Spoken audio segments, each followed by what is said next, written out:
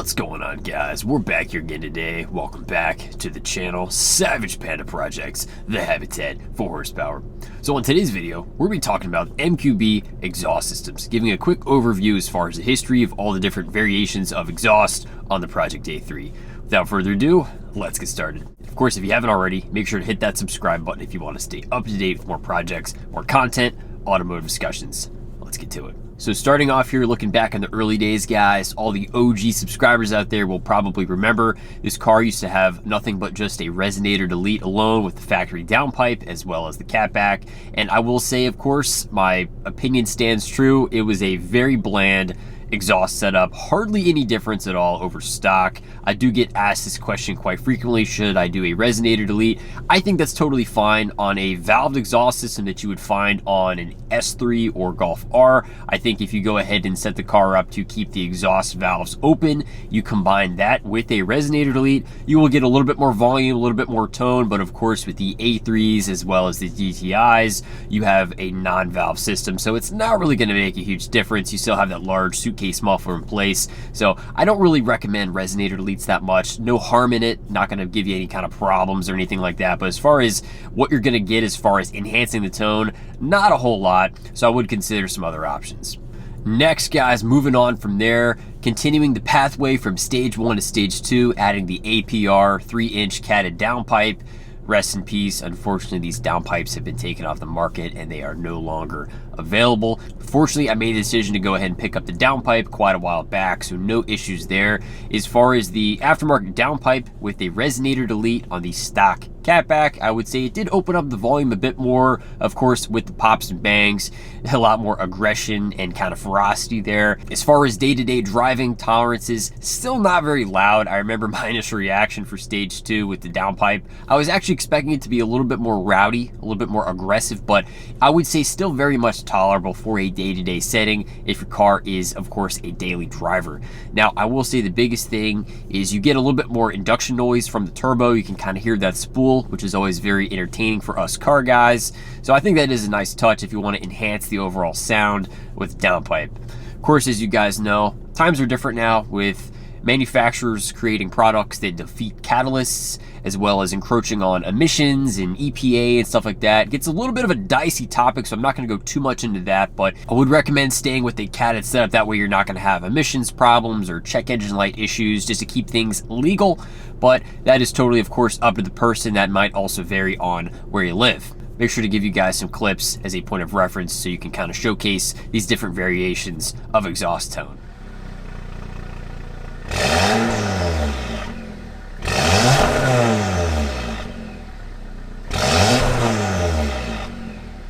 Now, moving on from there, the next phase was getting rid of that stock catback and moving into a full 3-inch system.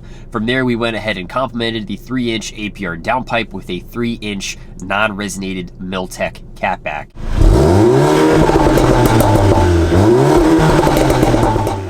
Miltech Exhaust, very much a well-respected name in the industry. They make excellent quality stuff out of Great Britain.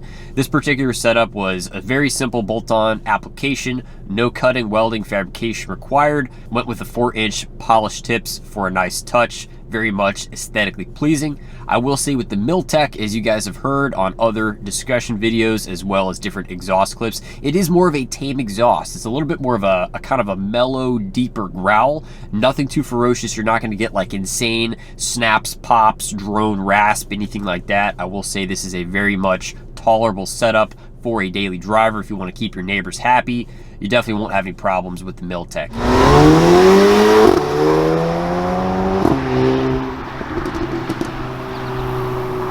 Even on the non-resonated variation, I would say if a person were to go with a resonated version, it would be basically almost sounding like a stock exhaust, and I think the average user would be a little bit disappointed. Now, if you guys have been watching for a long time, just a continuation from that Miltech, I always found myself just wanting a little bit more aggression, some more snaps, pops, just a little bit more volume, especially those DSG shifts, and I decided to go ahead and pick up the Borla 3-inch catback. Now, guys, definitely check out that video. I'll leave a link right up here if you want to check that out for an unboxing, install, and review reaction. Pretty hilarious video, so I would definitely recommend checking it out.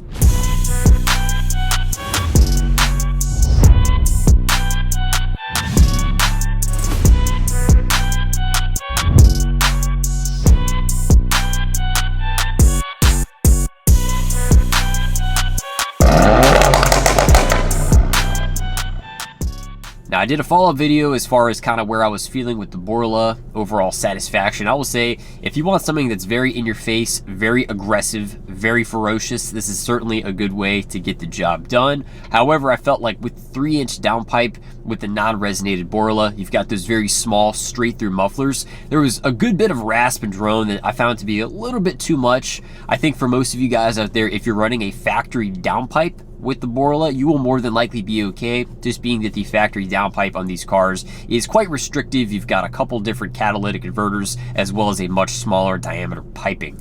So it does make a bit of a difference when you kind of have that very long 3-inch pipe. You tend to get a lot of drone, and it's not always the best qualities that are desirable for daily driving scenarios. You guys had probably seen I had mentioned I had thought about doing a Resonator edition on the Borla. At this point in time, based on some of the videos which a lot of you guys were kind enough to send me, which I really appreciate you guys taking the time to provide those exhaust clips with different modified versions of these Borla catbacks on these A3s.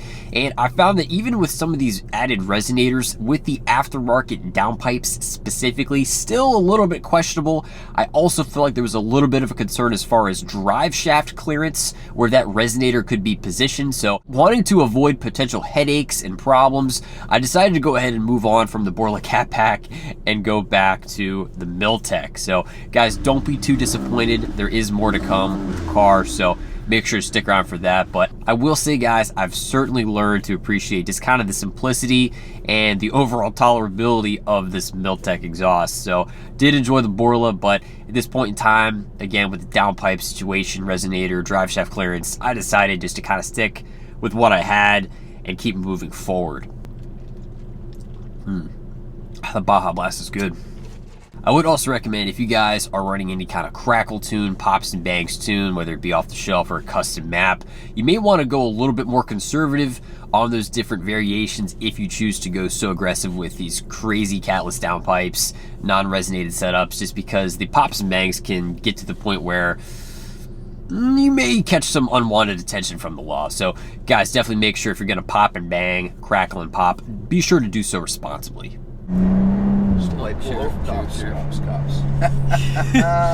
So going full circle with this MQB exhaust discussion, I would give you guys some general guidance.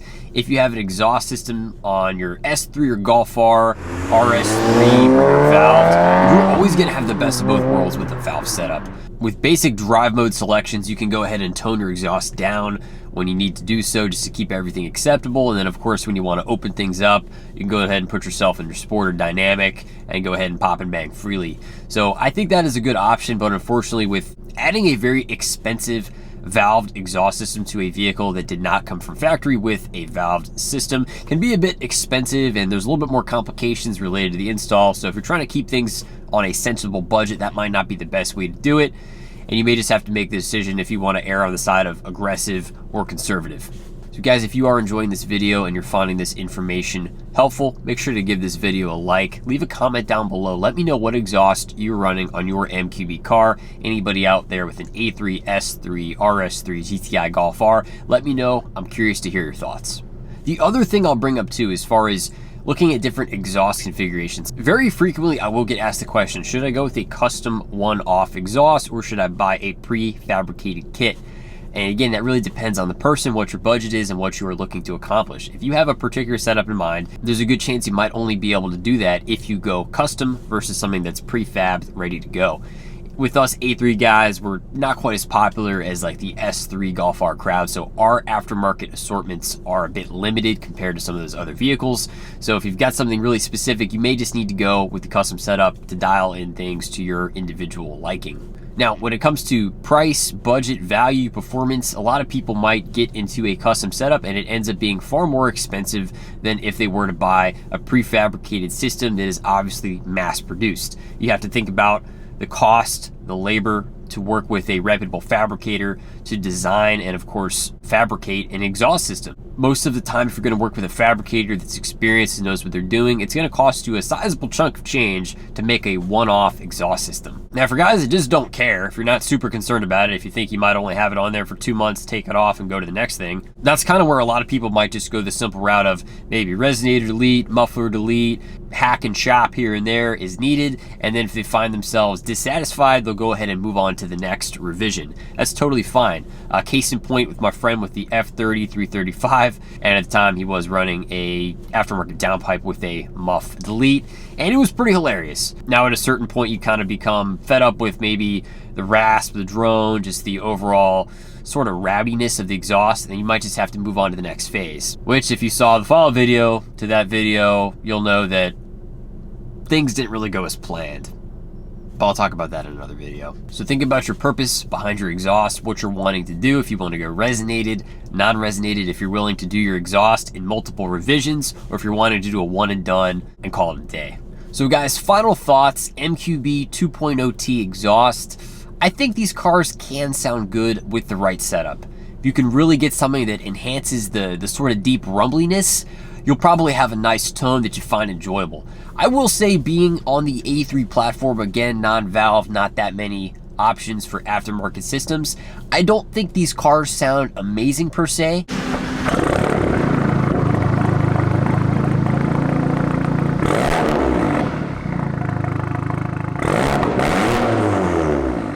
I've never been the biggest fan of 4-cylinder exhaust in general. Again, that is totally subjective and depends on the person's opinion.